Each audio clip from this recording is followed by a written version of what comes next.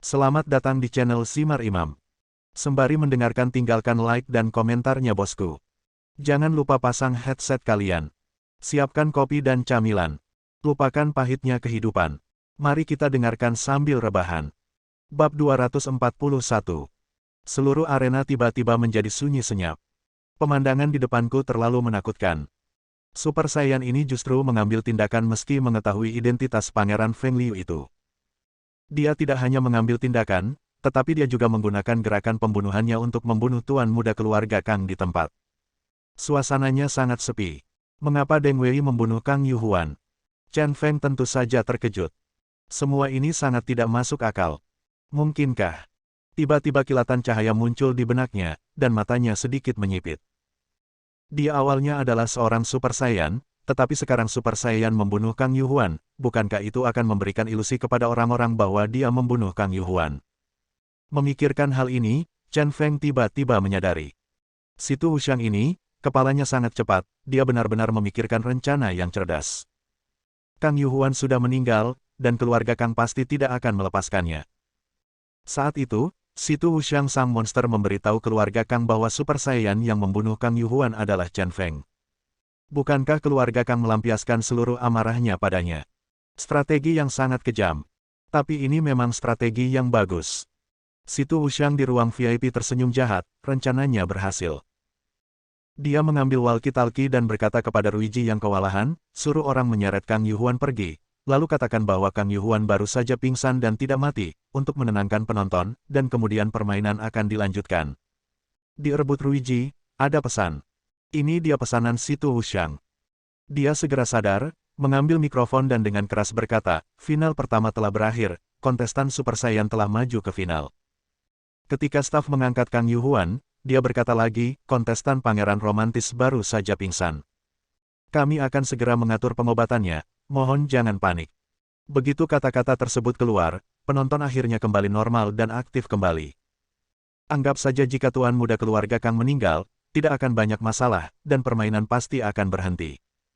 Sekarang penyelenggara berani mengatakan ini, itu bukan masalah besar. Semua pemandu sorak Kang Yuhuan terkejut. Mereka merasa lega setelah mendengarkan kata-kata pembawa acara. Tapi mereka tidak peduli dengan Kang Yuhuan, tapi jika Kang Yuhuan meninggal, siapa yang akan mendapat hadiah 1000 yuan per orang? Ini untuk menenangkan hati orang-orang, apa? Si Tu Wuxiang ingin melanjutkan kompetisi. Chen Feng diam-diam berpikir dalam hatinya bahwa membunuh Kang Yuhuan dan menyalahkannya seharusnya hanya tindakan sementara. Tujuan awal dari rencana si Tu Wuxiang malam ini masih tetap tidak di sana muncul. Di ruang VIP, seorang pria berbaju hitam berkata kepada si Tu Wuxiang, "Tuan, kamera pengintai di semua pintu keluar sudah diperiksa. Tidak ada yang tersisa. Terutama kamera pengintai di luar kebun binatang tidak menemukan orang yang mencurigakan." Si Tu Wuxiang bimbang.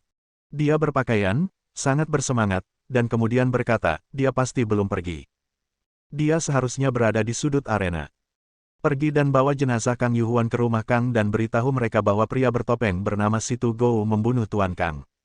Segalanya tidak berjalan persis seperti yang dia harapkan.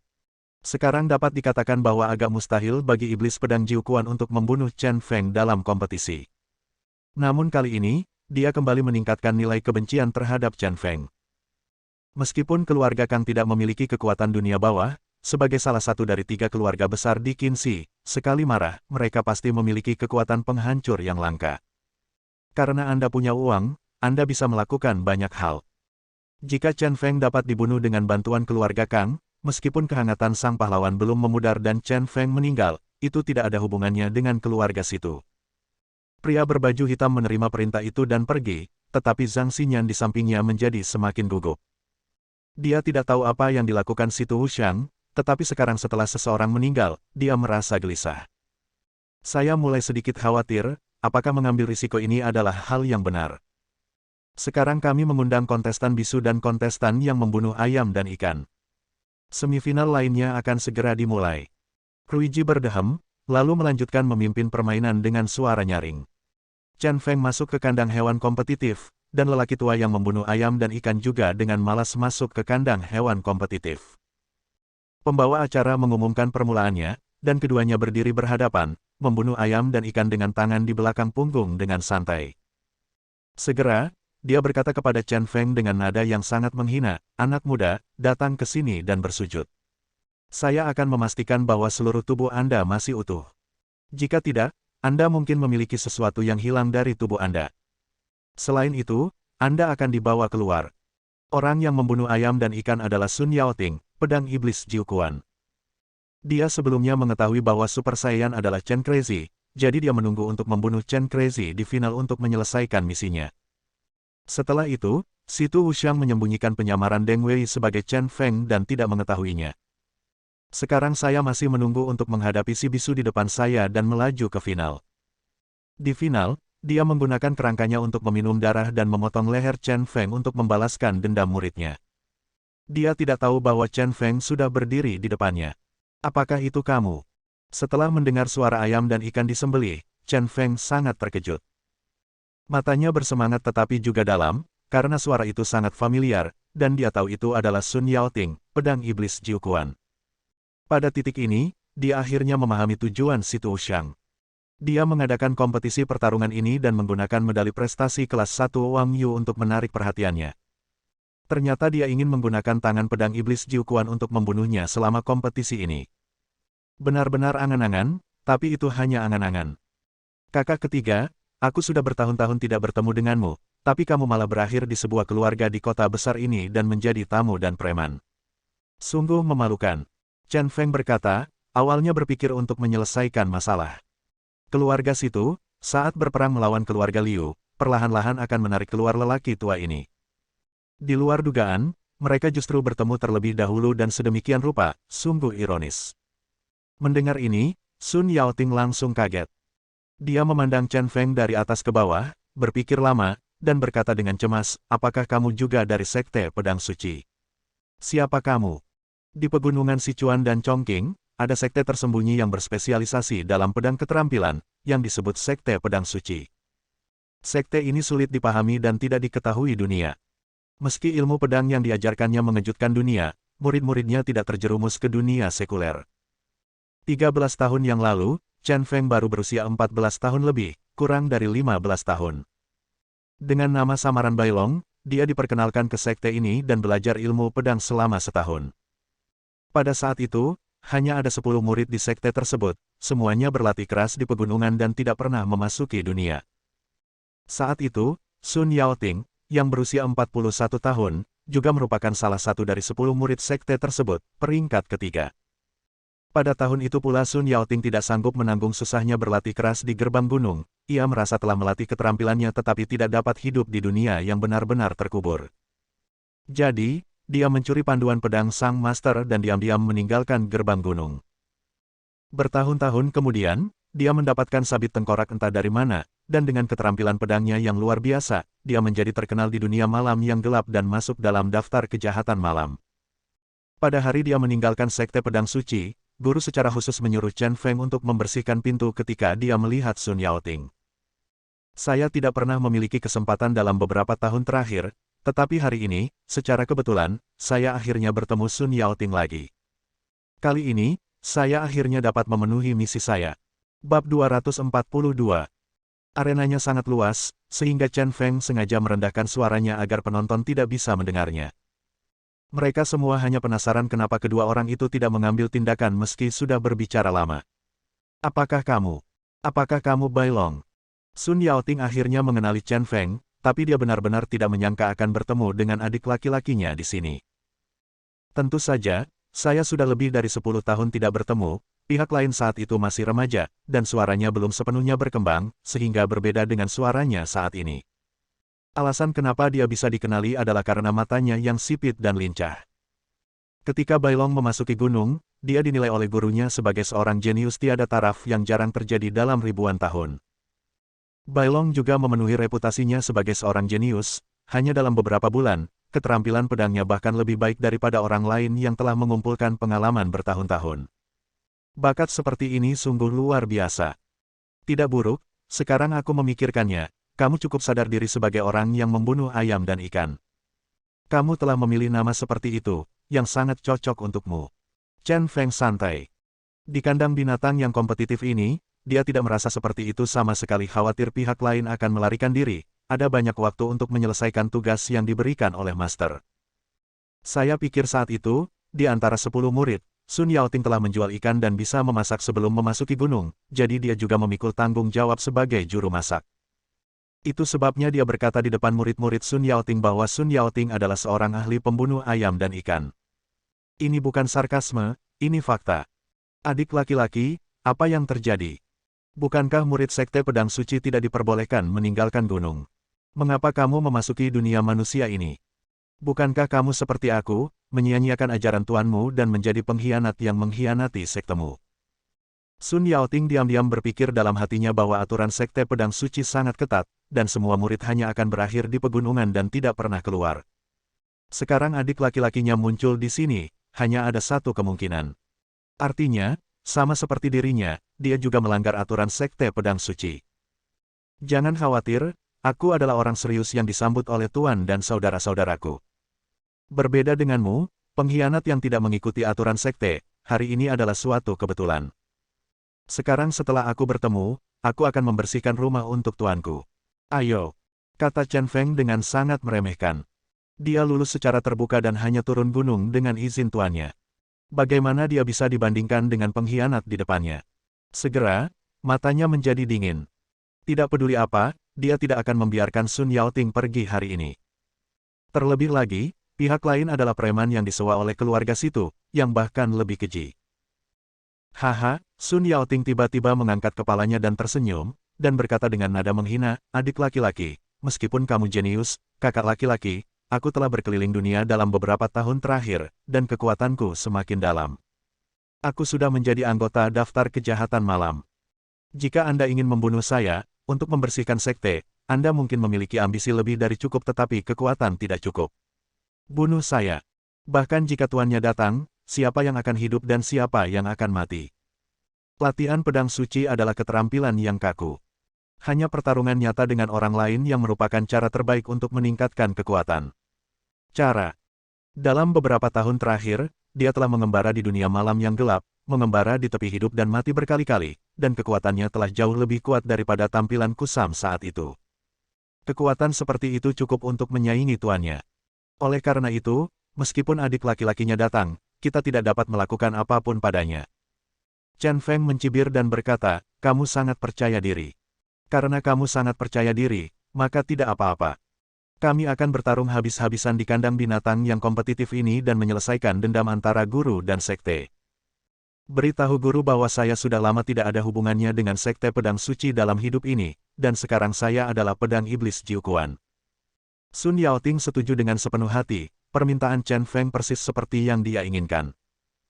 Sudah lebih dari 10 tahun sejak dia meninggalkan Sekte Pedang Suci, dan pertempuran ini telah sepenuhnya mengakhiri perseteruan dengan Sekte Pedang Suci. Adik laki-laki, kamu harus berhati-hati. Menghadapi Chen Feng, dia tidak berani mengabaikannya, dan langsung mengeluarkan kerangka dari punggungnya untuk meminum darah. Dia ingin melihat tingkat kejeniusan yang sangat dibanggakan tuannya saat itu. Hah! Situ Wushang di ruang VIP sedikit aneh saat melihat Sun Yaoting menghunus pedangnya. Orang tua yang masuk daftar kemarahan malam ini sangat sombong. Kenapa kamu memilih untuk menghunus pedang terlebih dahulu saat menghadapi orang yang kekuatannya pas-pasan? Penonton akhirnya bersorak karena final akhirnya dimulai. Kaulah yang harus berhati-hati. Chen Feng yang pertama menyerang, dia melangkah maju, merentangkan telapak tangan kanannya, dan meraih bahu kiri Sun Yaoting dengan satu pukulan. Tidak ada pedang. Kamu ingin mengalahkanku, kamu hanya angan-angan saja. Sun Yaoting mencibir, dan kerangka itu meminum darah dan memutar ibu jarinya. Pedang itu melintas dan langsung menuju ke lengan kanan penyerang Chen Kuang. Chen Feng diam-diam terkejut, keterampilan pedang Sun Yaoting sangat kuat, dan sudah mengejutkan. Sulit untuk mencapai kendali sempurna atas sabit bahkan dengan menggunakan ibu jari. Selain itu, kontrolnya sangat kuat, dan kerangka yang berputar meminum darah dengan sangat cepat, hampir mengiris dagingnya sendiri. Hari ini aku akan menang dengan pedang tanpa pedang. Pada saat kritis, Chen Feng menyipitkan matanya dan tiba-tiba menggunakan tombak jari Raja Neraka dengan tangan kirinya. Jari telunjuknya menusuk dengan keras, dan jari yang kuat itu menusuk tepat di bagian belakang pisau. Segera, dampaknya menghasilkan suara getaran logam berfrekuensi tinggi. Kerangka itu meminum darah dan terkena dampaknya. Ketika bilahnya mendekati lengan Crazy Chen, ia terbang keluar jalur. Hah! Sun Yaoting juga terkejut, sulit dipercaya bahwa jari seseorang begitu keras hingga bisa membuka pisaunya. Saat dia terkejut, Chen Feng memanfaatkan situasi tersebut dan langsung meraih bahu kirinya. Itu menempel keras dan menusuk tulangnya. Situ Wuxiang, yang pada awalnya tidak menyadarinya, segera berdiri tegak dan menatap pertarungan di kandang binatang kompetitif. Bagaimana mungkin? Mengapa si bisu dengan kekuatan biasa-biasa saja ini tiba-tiba menjadi begitu kuat? Dia benar-benar menjentikkan kerangka Jiuquan Sword Demon yang meminum darah dengan satu jari, dan menangkap Jiuquan Sword Demon dengan teknik bergulat. Pedang iblis Jiuquan adalah Night Fury, bagaimana mungkin dia tidak bisa mengalahkan orang tak dikenal? Kembalikan pisaunya. Sun Yaoting sudah dalam posisi yang dirugikan. Begitu dia benar-benar terkunci oleh penangkapan Chen Feng, itu akan berada dalam bahaya. Dia menyembunyikan tangan kanannya di belakang punggungnya dan langsung menangkap sabit terbang tersebut. Kemudian dengan goyangan pergelangan tangannya, kerangka itu meminum darah dan terbang dalam bentuk busur yang aneh. Luar biasa. Sebelum Chen Feng sempat mengerahkan kekuatannya, dia melihat cahaya pedang datang. Dia juga sedikit mengagumi Sun Yaoting. Sangat sulit untuk mengerahkan kekuatan dengan tangan di belakang punggung. Tapi lawan mampu menggunakan sabit dengan cahaya yang begitu ganas. Tingkat kontrol ini jelas merupakan yang terbaik di antara pendekar pedang. Kali ini, sabit itu diputar miring 45 derajat, dan berputar di sepanjang lengan Crazy Chen. Akibatnya senjata jari Raja Neraka tadi tidak bisa digunakan, sudut ini tidak bisa menjamin sabitnya akan dibelokkan seluruhnya. Dan seluruh lengannya diserang, dan jika dia tidak berhati-hati, dia mungkin menjadi cacat. Chen Feng tetap memilih cara aman dan mengambil kembali tangan kanannya, namun tidak menyerah. Ia membalikkan badannya membentuk lingkaran besar, mengepalkan tangan kanannya seperti palu, dan berbalik ke arah Sun Yaoting dari sisi lain. Jurus ini sangat ampuh. Melihat hal ini, Sun Yaoting meletakkan pisaunya dengan tangan kirinya dan menempelkan tangan kanannya ke sisi kepalanya untuk membela diri. Boom! Tinju Chen Feng mengenai lengan Sun Yaoting. Dengan kekuatan seperti itu, dia menghempaskan Sun Yaoting sejauh lebih dari 3 meter. Kekuatan yang luar biasa. Meskipun dia terbang, Sun Yaoting berhenti dengan mulus. Setelah meletakkan tangan kanannya dan menjabatnya, lengannya terasa sedikit mati rasa. Diam-diam dia terkejut. Adik laki-lakinya benar-benar berbakat. Dia tertangkap basah dengan tangan kosong bahkan sebelum menggunakan pisau. Sepertinya dia harus menunjukkan kemampuannya membunuh orang. Bab 243. Setelah konfrontasi singkat, keduanya akhirnya berpisah. Hanya dengan beberapa gerakan sederhana, dia telah sepenuhnya menunjukkan level seorang master. Penonton sangat memuji pertunjukan tersebut, namun sebagian besar dari mereka mengagumi pembunuhan ayam dan ikan. Karena sabit Sun Yaoting sepertinya dikendalikan dengan remote control, terus berputar dengan anggun di udara. Hal ini membuat penontonnya ketagihan memandang mata. Namun, para master pertarungan di ruang tunggu semuanya terkejut dengan si bisu itu. Serangannya mendominasi dan sengit, namun ia memaksa lawannya untuk bertahan berulang kali dengan tangan kosong. Terutama satu jari yang memukul sabit itu, sungguh menakjubkan. Saat ini, Situ Wuxiang di ruang VIP sangat bersemangat. Dia buru-buru berkata kepada pria berbaju hitam di belakangnya, pergi dan nyalakan kamera pengintai di ruang ganti. Saya ingin tahu siapa orang bisu ini. Ayo, ayo, ayo. Dia tidak menyangka orang yang begitu mendalam akan datang ke kompetisi pertarungan ini. Seorang ahli pengujian.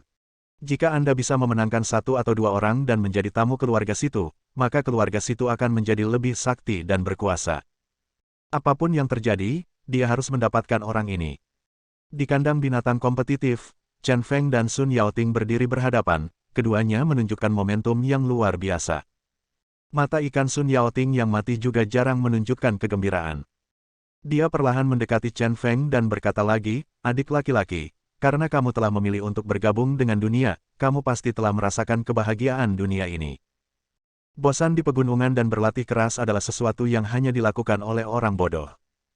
Saya percaya kamu, kakak laki-laki kamu sudah terkenal, aku akan membawamu, dan bersama-sama kita bisa masuk ke dunia kita.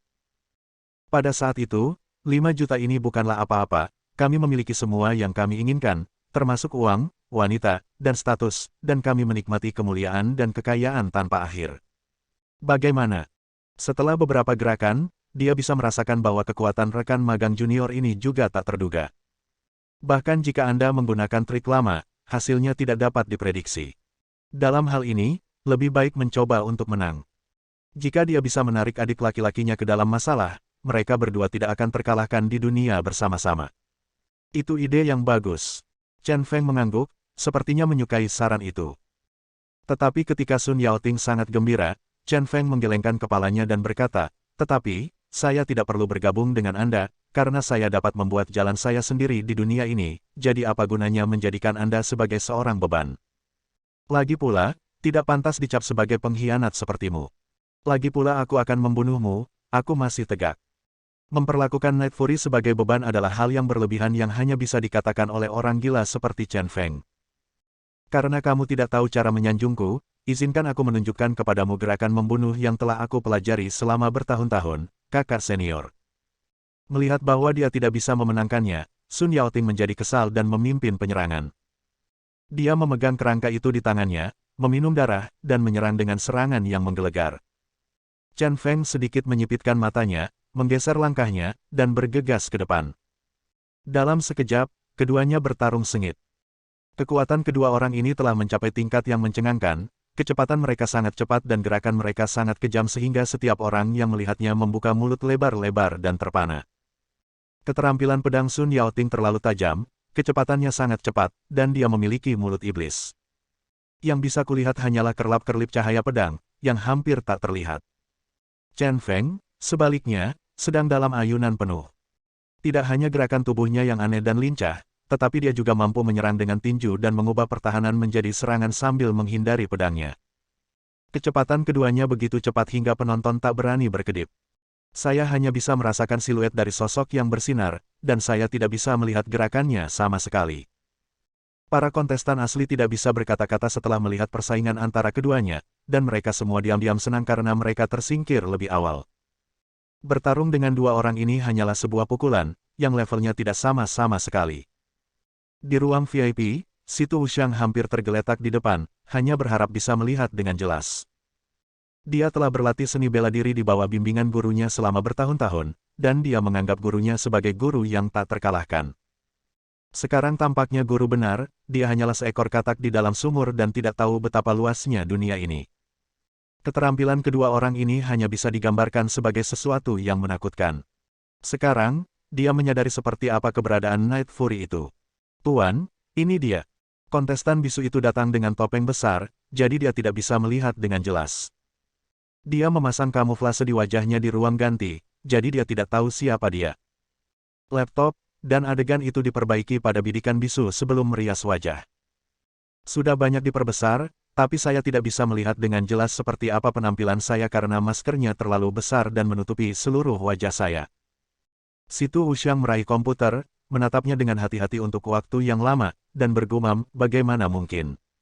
Dia masih sangat muda. Meskipun dia tidak dapat melihat wajah orang lain dengan jelas, dari sosok dan beberapa bagian yang terbuka, tidak sulit untuk mengatakan bahwa orang ini belum berusia di atas 30 tahun. Sungguh luar biasa bahwa seseorang yang begitu muda bisa menjadi begitu kuat. Tidak peduli apa, aku menginginkan orang ini. Situ Wuxiang menjadi semakin bersemangat. Jika dia bisa mendapatkan orang ini, dia akan memiliki potensi yang tidak terbatas dan pasti akan membantu keluarga Situ mencapai tingkat yang lebih tinggi. Saat aku sedang bersemangat, sebuah pertanyaan tiba-tiba muncul di kepalaku. Chen Feng menghilang. Orang bisu ini tiba-tiba menjadi begitu kuat. Mungkinkah orang ini adalah Chen Feng?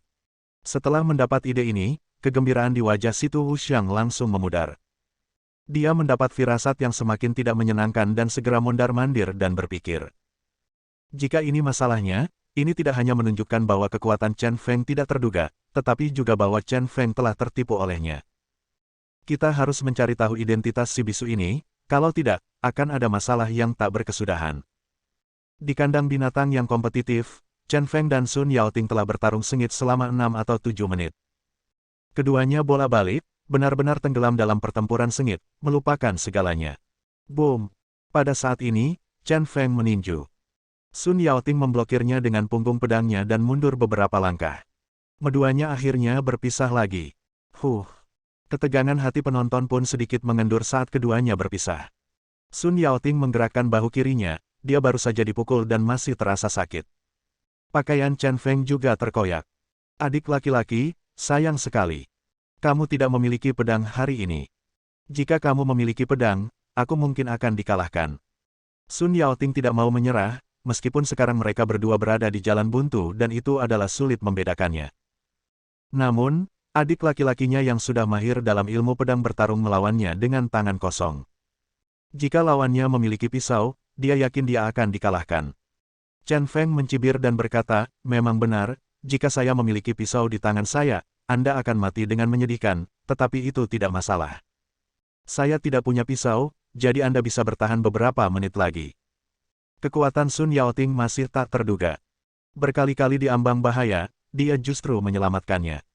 Yang pasti Sun Yaoting pasti tumbuh dari pengalaman pertempuran sengit dan mematikan selama bertahun-tahun. Orang-orang seperti itu sangat sulit untuk dihadapi. Karena persepsi tentang kematian akan jauh lebih kuat dibandingkan dengan persepsi orang biasa, maka akan ada lebih banyak peluang untuk lolos dari kematian. Huff, aku akan membiarkanmu menjadi sombong. Perhatikan saja gerakanmu, pedang detektif hantu. Dibenci oleh Chen Feng membuat Sun Yaoting agak marah. Akhirnya, dia menggunakan trik yang dipelajari dari panduan pedang mencuri sekte pedang suci, yaitu pedang detektif hantu. Dengan gerakan ini, dia membuat namanya terkenal di dunia malam yang gelap. Terlebih lagi, pertarungan sebenarnya selama bertahun-tahun telah memungkinkan dia untuk mengoptimalkan gerakan ini. Ini telah menjadi trik yang menakutkan untuk membunuh lawan. Bab 244. Jurus pedang detektif hantu sebenarnya berasal dari sekte pedang suci. Dia dilatih secara ekstrim oleh Sun Yaoting dan menjadi perwakilan pribadi. Alasan mengapa jurus ini begitu kuat terletak pada teknik kendali virtual. Bila pedang terpisah dari telapak tangan dan melayang di udara. Namun, meski melayang di langit, ia seolah dikendalikan oleh kesadaran sang master dan langsung mencapai sasarannya. Tak hanya itu, setelah mengenai sasaran yang telah ditentukan, bilahnya juga dapat menggunakan kekuatan putarannya untuk kembali ke tangan pemiliknya. Ini memberikan kesempatan kedua bagi pengguna pisau untuk menyerang. Kerangka Sun Yaoting meminum darah, meski terlihat aneh, seperti sabit. Tapi bentuk aneh ini bahkan lebih kondusif untuk penggunaan pedang detektif hantu. Karena gagang dan bilahnya tegak lurus, perpotongannya menjadi sumbu rotasi, sehingga sangat meningkatkan kekuatan dan pengendalian rotasi. Hasilnya, kekuatan jurus pedang detektif hantu menjadi maksimal. Pedang itu melintas dan berputar, dan dia melihat kerangka itu meminum darah dan berbalik ke samping, sudah setinggi lehernya. Chen Feng segera menyipitkan matanya, lelaki tua ini ingin memotong lehernya sendiri.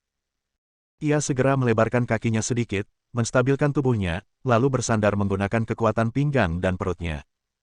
Kerangka peminum darah itu berputar melewati tubuhnya dan hendak menghindar. Hah! Tapi saat benda itu terbang di atas kepalanya, sebuah pemandangan aneh terjadi. Chen Feng berbaring telentang dan melihat ke langit, menyaksikan kerangka berputar di atas kepalanya meminum darah, hanya berjarak setengah lengan. Namun, saat kerangka itu berputar ke depan untuk meminum darah, pada saat ini, karena alasan yang tidak diketahui, bilahnya berputar ke bawah. Segera, bilahnya berputar ke bawah menuju kepala Crazy Chen. Pergilah ke neraka. Sun Yaoting mengangkat sudut mulutnya dan diam-diam berhasil. Gerakan pedang detektif hantu di tangannya sudah berbeda dari apa yang tertulis di manual pedang. Butuh waktu bertahun-tahun untuk memperbaiki langkah ini. Pisau detektif hantu saat ini bukanlah garis lurus atau putaran busur bidang. Di bawah kendalinya, pedang detektif hantu dapat melakukan putaran sudut besar dalam jarak 5 meter. Kali ini, adik laki-lakinya pasti akan mendapat pukulan berat. Oh tidak, kenapa kamu masih berputar? Melihat kerangka itu meminum darah dan hendak memotongnya, tubuh Chen Feng benar-benar bersandar ke belakang, pusat gravitasinya dangkal, dan dia tidak punya tempat untuk bersembunyi. Dalam hal ini, Anda pasti akan tertipu. Tetapi pada saat kritis ini, otot pinggangnya berkontraksi lagi, dan tubuhnya kembali condong ke bawah 3 atau 4 inci. Dia bahkan menempatkan pusat gravitasinya pada tungkai dan kakinya. Pada saat ini, gaya yang diberikan oleh telapak kaki di tanah meningkat pesat. Ayo pergi. Melihat pedang itu hendak mengarah ke wajahnya, dia tiba-tiba mengerahkan kekuatan, dan dalam posisi yang canggung, pedang itu memantul kembali seperti bola meriam. Tengkorak itu meminum darah dan menolak, tapi itu benar-benar kosong. Ia melayang sedikit di atas tanah, lalu berbalik dan terbang kembali ke tangan kanan Sun Yaoting. Kamu mengambil kembali kerangka itu dan meminum darahnya. Sun Yaoting sangat terkejut hingga dia tidak bisa mengungkapkannya dengan kata-kata. Dalam keadaan tidak berdaya tadi, Chen Feng mampu mengeluarkannya, sungguh sulit dipercaya. Chen Feng terbang, berguling ke belakang, lalu berdiri. Dia menghela nafas panjang dan mencibir, menarik sekali. Ya, dia adalah Night Fury, dia punya kekuatan. Tapi, apa yang harus diuji sudah selesai, saatnya aku benar-benar mengambil tindakan, kamu bisa pergi dan mati. Setelah mengatakan ini, sikapnya tiba-tiba berubah. Sombong. Sun Yaoting sedikit marah, kata-kata Chen Feng jelas meremehkannya. Dalam kemarahan, dia melambaikan tangan kanannya lagi, dan pedang detektif hantu muncul kembali. Dan setelah pedang detektif hantu dikirim, dia menyerang lagi dan menggelengkan kepalanya dengan keras. Jalinan yang awalnya melingkar di atas kepalanya terlempar dan terbang langsung menuju Chen Feng. Di ujung kepang, sebilah kecil pendek disembunyikan di antara helaian rambut. Serangan secara bersamaan telah menghalangi jalan Chen Feng. Dia hanya menunggu, selama Chen Feng menghindari pedang detektif hantu, tidak peduli ke arah mana, kuncirnya dapat menghalangi arah pelarian Chen Feng.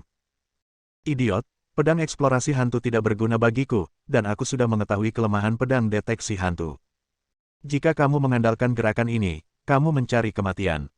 Chen Feng menggeser pusat gravitasinya ke kanan dan berbalik ke samping. Dan menggunakan pistol jari Raja Neraka lagi. Dengan satu serangan, dia menusuk langsung ke pedang yang berputar. Kamu benar-benar mencari kematian.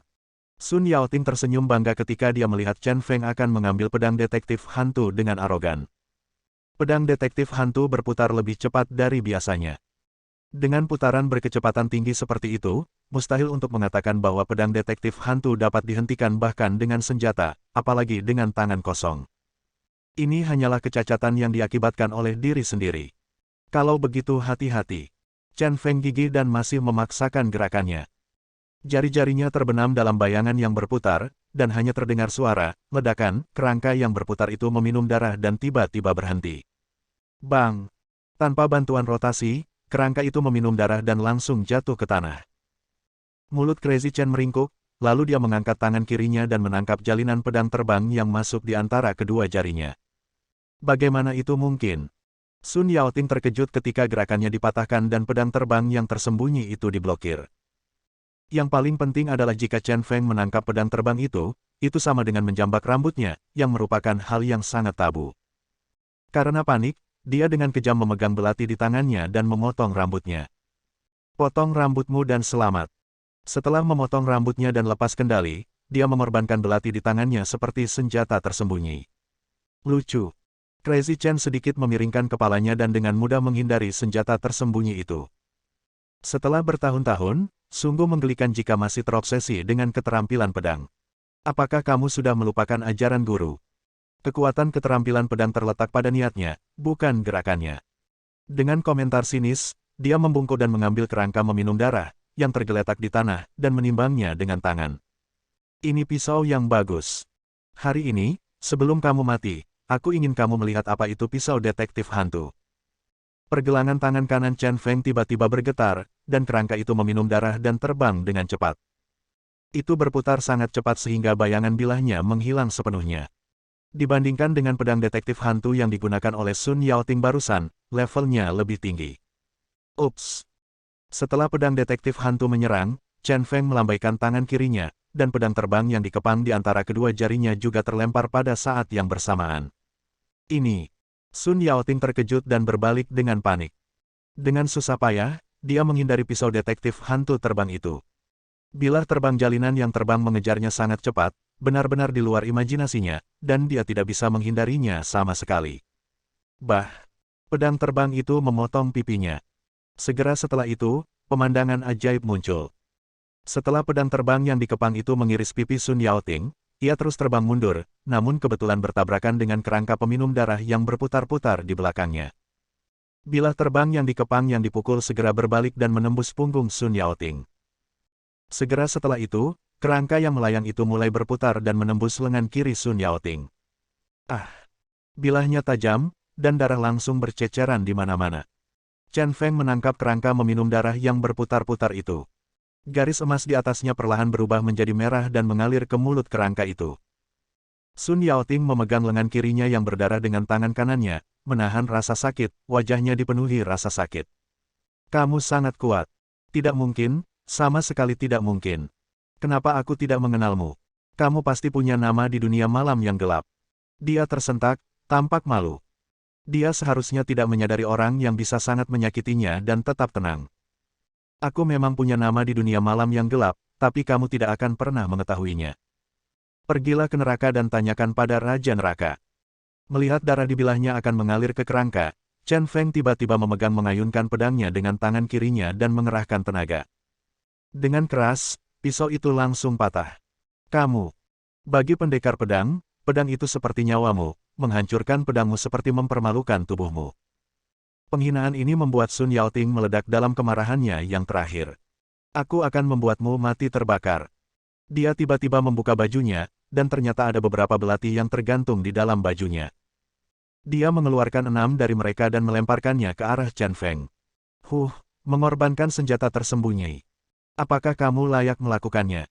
Chen Feng dengan santai melemparkan pedang yang patah itu dengan tangan kirinya.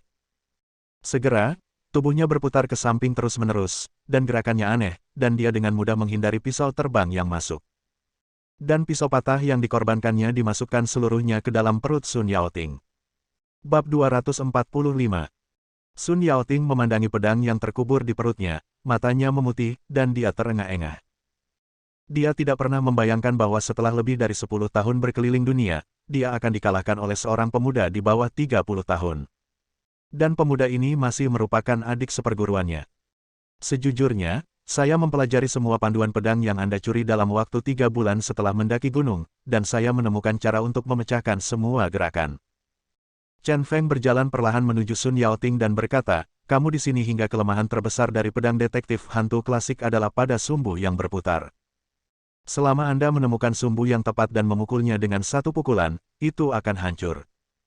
Pedang detektif hantu berputar di sekitar sumbu yang berputar.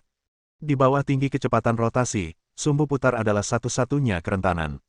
Kerusakan parah pada sumbu putar dengan senjata pasti akan menghancurkan perputaran pedang detektif hantu, dan gerakan tersebut akan merugikan diri sendiri.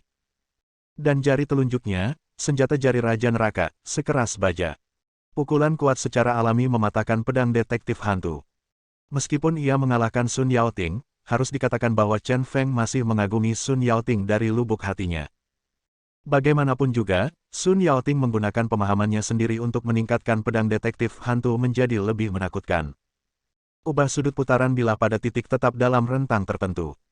Ini adalah sesuatu yang tidak terpikirkan sebelumnya. Dari sini juga terlihat bahwa Sun Yaoting adalah seorang fanatik pisau yang gila. 3 bulan. Aku telah mengabdikan diriku untuk mempelajari manual pedang selama 7 atau 8 tahun sebagai harta karun, dan kamu mempelajarinya dalam 3 bulan. Dan kamu juga menemukan cara untuk memecahkannya. Kalian para jenius benar-benar keji, Tuhan tidak adil. Sun Yaoting sangat kesal. Tidak mau menyerah, saya merasa sedikit tidak berguna sebagai pecundang. Dalam hal bakat, dia kewalahan dan tidak tahu harus berbuat apa. Dia tidak dapat memahami bagaimana mungkin mempelajari panduan pisau yang begitu rumit dalam 3 bulan. Memang ada orang-orang jenius yang menyebalkan di dunia ini. Perasaan tidak berdaya yang mendalam muncul secara spontan. Dalam sekejap, Sun Yaoting melampaui cinta. Oke, izinkan saya mengirim Anda kembali ke barat, yang bisa dianggap sebagai penjelasan kepada tuannya. Chen Feng sekali lagi melakukan gerakan mengarahkan pistol dengan tangan kanannya, bersiap untuk melancarkan pukulan fatal ke Sun Yaoting. Meskipun ia jenius, ia telah mengalami penderitaan yang tidak manusiawi hingga mencapai kondisinya saat ini. Memang ada orang-orang jenius di dunia ini, tetapi mereka tidak bisa dicapai dalam semalam. Tunggu sebentar. Sun Yaoting tersentak dan tiba-tiba mengangkat tangan kanannya, sebelum aku mati, bisakah kamu memberitahuku siapa dirimu? Dengan kekuatan tirani seperti itu, begitu dia memasuki dunia, dia pasti akan masuk dalam daftar iblis malam. Namun, setelah menduduki peringkat 50 dalam daftar Night Fury, Bai Long belum pernah terdengar lagi. Tetapi kekuatan lebih dari 50 orang terlalu menakutkan, dan bahkan terlalu misterius. Bahkan dengan kehebatan bertarung yang ditunjukkan adik juniornya saat ini, mungkin sulit baginya untuk masuk daftar. Sekarang dia hanya ingin tahu apa identitas adik laki-lakinya. Chen Feng tampak menghina dan mencibir, kamu cukup gigih. Dalam hal ini, ingatlah tindakan ini. Ibu jari tangan kanannya diletakkan di atas jari telunjuk yang terlipat dan diletakkan di depan dadanya. Kamu. Melihat pemandangan ini, Mata Sun Yaoting tiba-tiba bersinar karena kegembiraan. Ia tampak lega. Meski lengan kirinya terluka parah, ia mengangkat tangan kanannya dengan gemetar. Lalu, dia membuat gerakan yang sama seperti Chen Feng. Jempol, tekan jari telunjuk yang terlipat. Mulai sekarang, tidak akan ada pedang iblis Jiuquan di daftar iblis malam. Sambil mengaum, Sun Yaoting mengangkat kepalanya ke langit dan menjerit pelan. Chen Feng tidak ragu-ragu dan melangkah maju. Raja Neraka di tangan kanannya mengarahkan pistolnya dan menusukkannya langsung ke dada lawan. Boom! Tubuh Sun Yaoting tiba-tiba roboh. Chen Feng lewat, menunjukkan senyuman aneh, dan berkata dengan lembut, membuatmu tetap hidup selama 10 menit dan melakukan satu hal terakhir untukku, terima kasih banyak. Sun Yaoting merasakan hatinya sakit, dan kesadarannya mengembara antara kehidupan dan kematian. Dia melihat punggung Chen Feng, tapi dia sama sekali tidak mengerti apa yang dikatakan Chen Feng. Aku hanya bisa membuka mulutku sedikit, bernapas dengan kesakitan seperti ikan di pantai. Cepat, umumkan akhir permainan dan hentikan kontestan bisu untuk membunuh lawannya. Situ Wuxiang, yang terobsesi dengan permainan tersebut, hanya bereaksi di akhir. Dia buru-buru mengambil walkie-talkie dan berteriak pada Ruiji. Kompetisi. Ruiji tiba-tiba tersadar dan segera mengangkat telepon. Namun, semuanya sudah terlambat. Begitu dia mengucapkan dua kata ini, Sun Yaoting jatuh ke tanah. Mata Situ Wuxiang langsung berubah dingin, sedikit kesal. Itu semua karena game ini sangat seru dan membuat saya terpesona. Pedang iblis Jiuquan adalah tamu keluarga Liu, dan dia meminjamnya dari keluarga Liu untuk membunuh Chen Feng. Sekarang Chen Feng belum terbunuh, pedang iblis Jiuquan telah mati, yang agak sulit dijelaskan. Ada beberapa keretakan dengan keluarga Liu sebelumnya, tetapi kali ini tampaknya mereka telah menyinggung keluarga Liu lagi. Tuan, pembunuh ayam dan ikan masih bernafas, tapi dia akan mati. Dua anggota staf memasuki tempat tersebut, membawa Sun Yaoting pergi, dan memberitahu Situ Wuxiang tentang situasi Sun Yaoting. Cepat, bawa ke sini. Mendengar ini, Situ Wuxiang menjadi sangat cemas. Selama dia masih punya nafas, saya bisa bertanya apakah pemain bisu ini adalah Chen Crazy. Ini sangat penting baginya. Penonton bersorak dan berteriak, dan penonton pun bergemuruh. Karena mereka melihat permainan yang fantastis. Di tengah sorakan hangat, Chen Feng pun segera meninggalkan kandang hewan kompetisi. Kemudian, saat tidak ada yang memperhatikan, dia menyelinap ke sudut. Setelah beberapa saat, dia sampai di ruang penyimpanan yang tidak dapat ditangkap oleh kamera dan menyelinap masuk. Pemimpin. Begitu dia masuk, seorang pria bertelanjang dada dengan kamuflase di wajahnya berdiri tegak dan memberi hormat kepada Chen Feng. Chen Feng memberi isyarat diam, melepas topengnya, dan berbisik, "Yudahai, terima kasih atas kerja kerasmu. Ayo, aku akan mengembalikan pakaianmu. Kamu akan muncul nanti. Ingat, ketika seorang Saiyan naik ke atas panggung, Anda tidak boleh masuk. Jika lawan abstain, Anda memasuki tempat tersebut, mengambil semua 5 juta dan medali prestasi kelas 1 Wang Yu, dan membawanya ke Departemen Perang. Apakah Anda mengerti?" "Ya." Yudahai memberi hormat lagi. Chen Feng mengangguk kali ini, berkat Qin Ming, dia mendapat ide bagus untuk berganti pakaian dengan Yudahai. Qin Ming telah memberitahunya sebelumnya bahwa Yudahai adalah juara pertempuran dari Departemen Perang Qinshi dan ingin berpartisipasi, untuk berjaga-jaga dan menjaganya. Ketika Chen Feng mendengar ini, dia sangat berkonflik. Karena dia tidak pernah membiarkan siapapun menjaganya seumur hidupnya, dia selalu menjaga orang lain. Saya tidak bisa keras kepala, jadi saya setuju. Di ruang tunggu babak penyisihan, ketika melihat sosok kamuflase dan tampan ini, dia langsung mengenali Yudahai. Tapi untuk menghindari kewaspadaan musuh, dia tidak mengatakan apapun. Setelah itu, dia membunuh harimau tersebut, melepaskan tudung kepalanya, dan melarikan diri dari puncak kebun binatang. Ia mendapat ide untuk berganti pakaian dengan Yudahai. Jadi, mereka menghindari semua pengawasan dan menemukan Yudahai. Keduanya datang ke ruang penyimpanan ini dan mengganti pakaian mereka. Mengenakan kamuflase, topeng, dan topi, pada dasarnya tidak ada yang bisa mengenalinya. Dengan cara ini, Chen Feng berpura-pura menjadi pemain bisu. Secara kebetulan, dia bertemu dengan pedang iblis Jiuquan, yang mengakhiri insiden masa lalu sekte tuannya. Yudahai memakai topeng dan topi lagi dan menjadi benar-benar bisu. Chen Feng memperingatkannya, "Dahai, ingat, kamu sekarang adalah seorang master." Keduanya bernama Yudahai dan Bailong.